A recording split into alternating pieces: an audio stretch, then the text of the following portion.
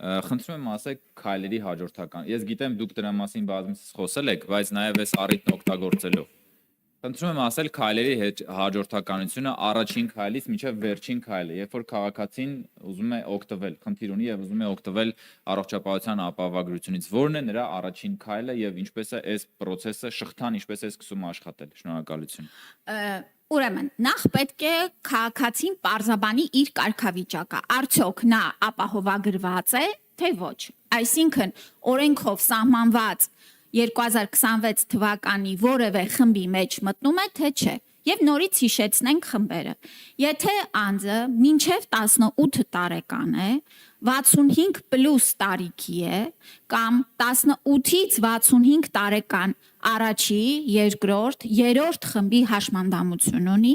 կամ ֆունկցիոնալության գնահատման նույն համապատասխան համակարգի շահառու է,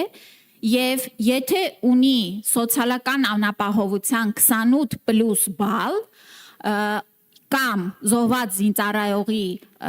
ուրեմն ընտանիքի անդամ է, այս անձինք ապահովագրվում են պետության կողմից։ Սա նշանակում է, որ բյուջեն նրանց համար վճարում է տարեկան 129,600 դրամը եւ նրանք ստանում են կարգավիճակ։ Այստեղ պիտի երկու հանգամանք միաժամանակյա լինի։ Դա Հայաստանի Հանրապետության քաղաքացի եւ Հայաստանի Հանրապետությունում ռեզիդենտություն ունենալու հանգամանքն է։ Ռեզիդենտությունը դա Հայաստանի Հանրապետությունում 183 օր եւ ավել բնակվելու հանգամանքն է։ Այստեղ, եթե այս երկու հանգամանքները առկա են եւ իմ կողմից նշված այս տարիքային կամ սոցիալական խումբը առկա է, ուրեմն քաղաքացին ունի կարգավիճակ։ Եվ հաջորդ խումբը ապահովագրավճար վճարողներն են, դա 200,000 դրամից ավել աշխատավարձ ստացողները, որոնք նոյեմբեր 2024 թվական, չէ, 25-ն era, 2025 թվականի նոյեմբեր ամսին 200,000 դրամից ավել աշխատավարձ են ստացել, կամ անհատ ձեռնարկատերերը, ում շրջանառությունը 2025 թվականին կազմել է 2,400,000 դրամից ավել։ Հիմա եթե այս հանգամանքները առկա են, ուրեմն դուք ունեք ապահովագրվածի կարգավիճակ։ Ինչպես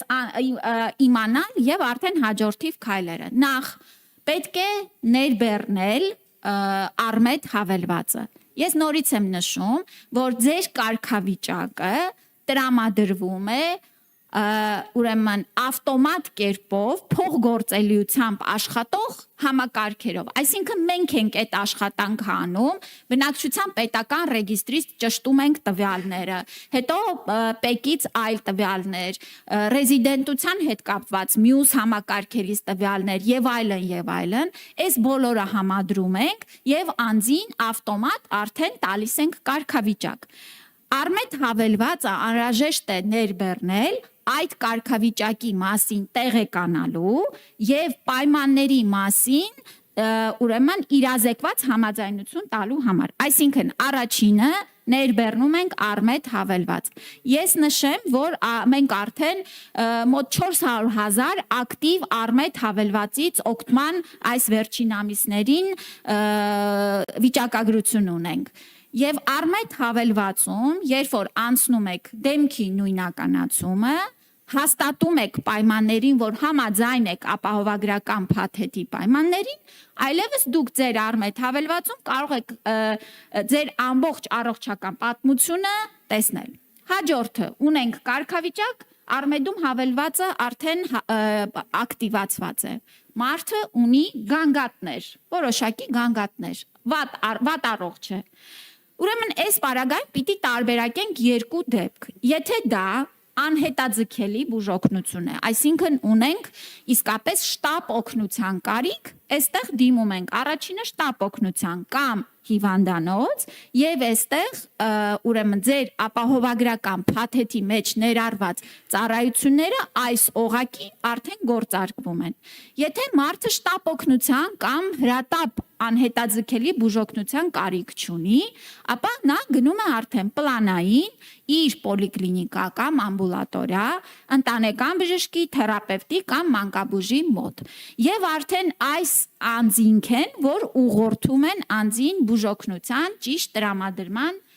ձևաչափով։ Սա է ուղին բուժօգնության ստանալու։ Շատ կարևոր է նաև, որ արմետ հավելվածում դուք տեսնում եք ինչ ծառայություններ են մտնում փաթեթում եւ դա կարող եք շատ պարզ ձևով փնտրելու մեխանիզմով գտնել։ Տեսնում եք այդ ծառայությունը, որ բժշկական կենտրոնների կողմից է տրամադրվում, տեսնում եք նրանց հասցեները եւ ինքնուրույն կարող եք ընտրել ուր եք ուզում դիմել։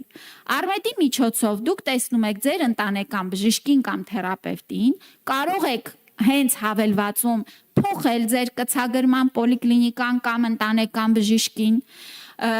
կարող եք ուրեմն տեսնել այցի պարագայում ինչ այց եք ունեցել, պետությունը ինչքան է վճարել դրա համար եւ ամբողջական ինֆորմացիան արդեն կունենաք ձեզ մոտ ձեր հեռախոսի մեջ։ Շնորհակալություն Տիկին Ավանեսյան։